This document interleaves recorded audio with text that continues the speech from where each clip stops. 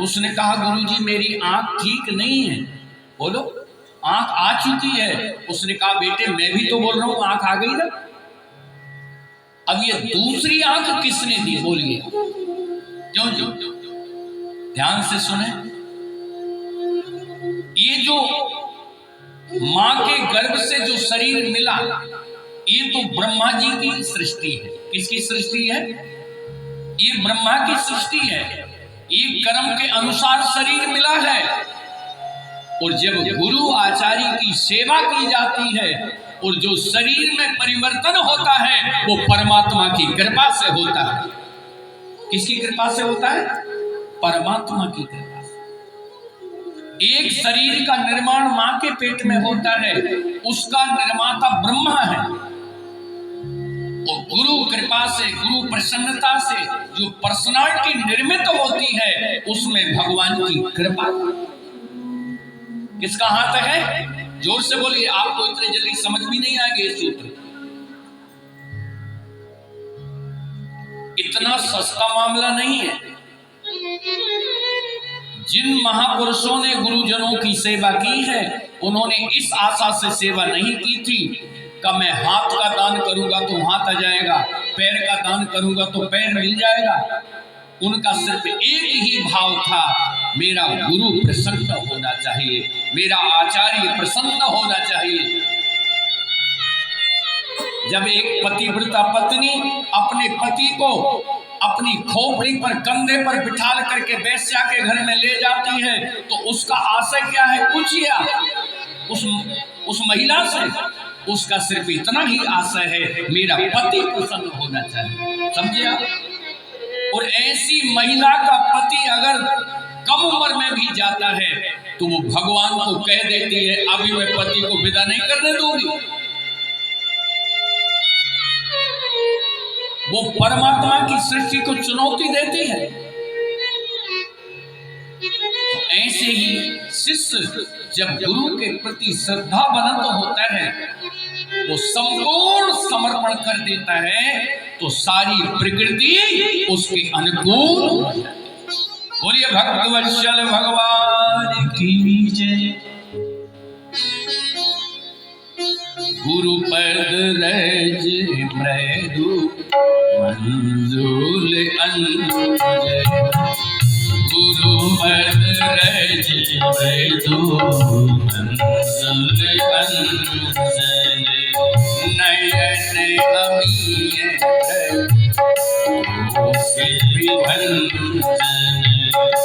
नयन अमीय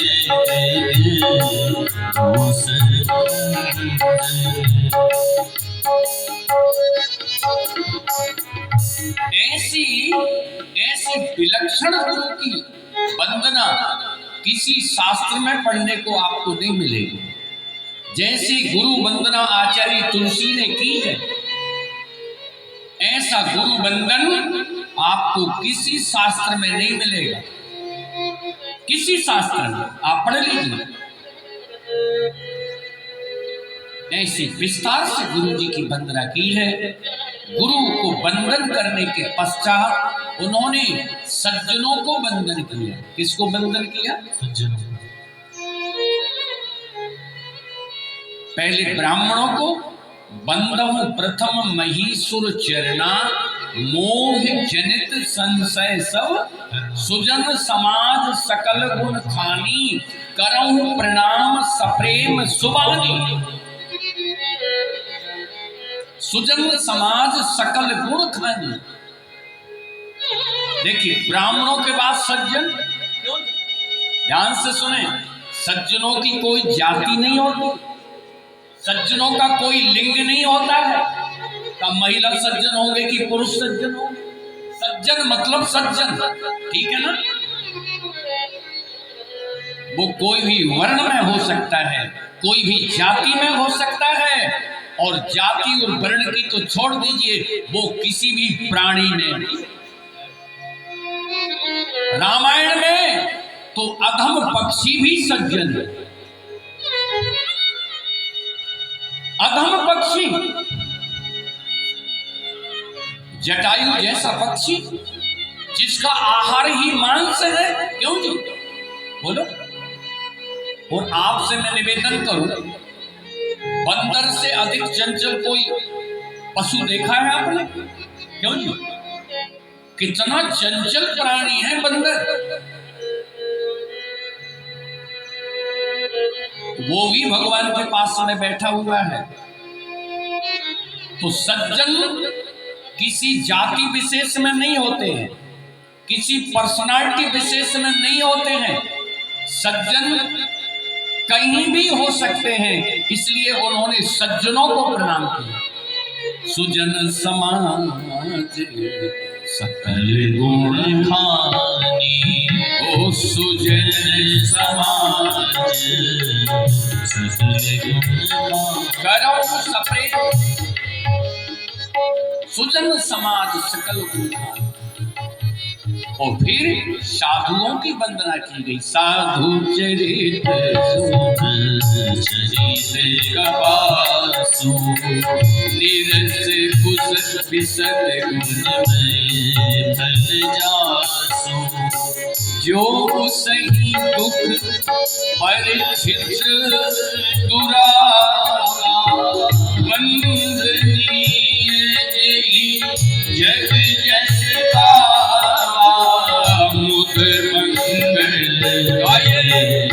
शब्द समाजो, जो जग जंगल तीर्थरा। हर हर महादेव। साधु समाज को बंधन किया है, उसमें भी कोई जाति विशेष नहीं, कोई भी पर्सनालिटी में साधु हो सकता है।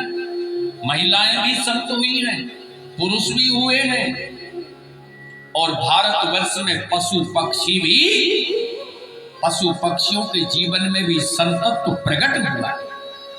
अरे हमारे देश का पशु भी भगवान की भक्ति करता है भाई। अभी अभी हमारे अयोध्या में कनक बिहारी भगवान का मंदिर है, सभी ने दर्शन किया होगा, जो अवध गए हो, गए ना सब। बोलिए कनक बिहारी भगवान की जय। सबसे पहले जब हमारी तीर्थों की यात्रा प्रारंभ हुई सोनू जी, तो हमारी आदरणीय मैया ने अयोध्या की यात्रा हम सब लोगों को कराई। सोनू की माँ भी थी, सब लोग थे, पूरे परिवार का, और उनकी सभी बहनें थी, सभी संबंधी थे। सबसे पहली यात्रा अयोध्या की। बोलिए अयोध्या धाम की जय। अयोध्यापुरी में कनक बिहारी भगवान हैं।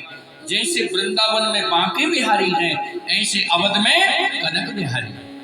अभी भी उसी समय की छवि हमारे पास है। आप देखो हमारे ठाकुरबाड़ी में, तो कनक बिहारी की रथ यात्रा में जो उत्सव मूर्ति है ठाकुर जी की, छोटा विग्रह, उस रथ यात्रा में एक घोड़ी जुतती थी। वो घोड़ी रथ यात्रा की को खींचती थी, रथ को खींचती थी ठाकुर जी। देखिए और कहते हैं वर्षों तक उस घोड़ी ने भगवान की रथ यात्रा में भाग। कितने दिनों तक? वर्षों तक। कहते हैं जब वो घोड़ी बूढ़ी हो गई, सबका शरीर जीर्ण शीर्ण होता है भाई, तो जो कनक बिहारी के मैनेजर थे, ये घोड़ी कहां से आई थी?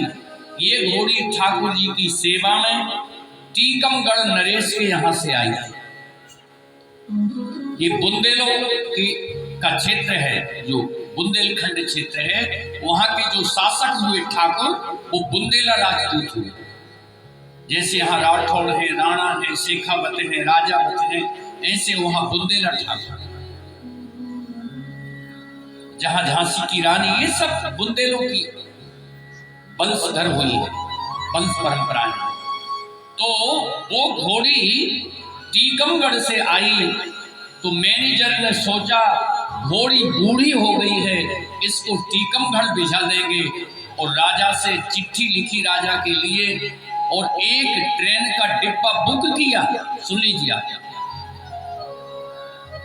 ट्रेन के डिब्बे में बैठ करके घोड़ी जाएगी और वहां से दूसरा घोड़ी या घोड़ा आएगा जो रथ की सेवा करे। अब आप देखो, अब मैं निवेदन करूं, घोड़ी कोई आदमी है क्या?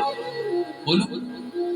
मगर घोड़ी को जब ये प्रतीत तो होने लगा कि मुझको जाना है, तो कहते हैं घोड़ी ने उसी दिन से जल और चारा लेना बंद कर दिया।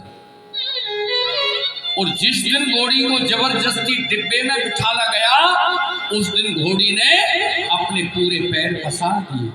कहते हैं स्टेशन मास्टर ने कहा, मैनेजर साहब घोड़ी तो मर चुकी है, इसको मरी हुई घोड़ी को क्यों भेजा दिया? ध्यान से सुनिएगा। अब मैनेजर को बड़ा दुख हुआ कि देखो तो सही, मगर एक बात की प्रसन्नता हुई कि चलो घोड़ी को अयोध्या की भूमि तो मिली, अयोध्या में इसने शरीर छोड़ा, डिब्बे में से घोड़ी के शरीर को निकाला गया, लाश को, और जो जमादार था वहां का,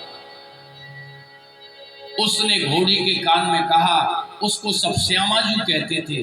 क्यों श्यामाजू? तुम अभी मरी थोड़ी हो, अरे तुम आंखें तो खोलो, तुम झांसी टीकमगढ़ नहीं पहुंची हो, अभी तुम अयोध्या में। कहते हैं जैसे ही उसने कान में कहा है कि घोड़ी ने आंखें खोल दी। बोलिए भक्तवत्सल भगवान की जय। बोलो। और घोड़ी खड़ी हो गई और चल करके आई है। फिर घोड़ी को टीकमगढ़ नहीं भेजा गया।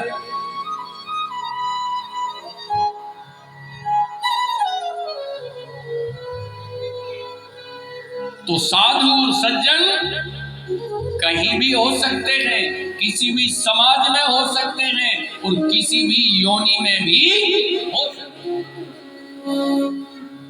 हमारे यहाँ महाराज जी के परम शिष्य SD शर्मा, श्रीमती उषा शर्मा, उमा शर्मा, शंभुदयाल शर्मा, उनके यहाँ एक कुतिया थी। देखिए, जब आप लोग नहीं जुड़े थे उस समय की बात बता रहा हूं।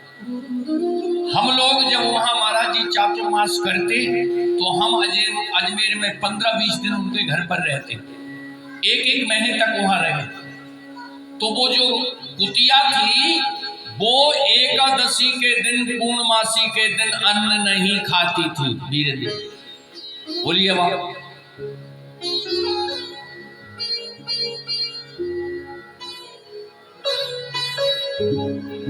अब वो प्राणी कहां से आया होगा? बोलिए बाबा। क्यों जी? वो कहां से आया था? और आप देखिए, कभी भी हम लोग जितने दिन उनके घर में रहते थे, वो कुतिया कभी हमारे कमरे में प्रवेश नहीं करती थी।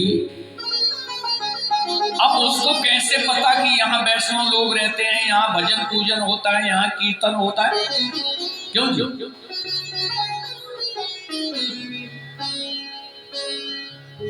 ऐसे ही जोधपुर में राम सिंह राठौड़ के यहाँ हम रुकते, उनके यहाँ कथा होती, वहां हम 5-7 दिन 10 दिन रुकते, तो उनके यहाँ कुतिया कभी हमारे रूम में प्रवेश नहीं।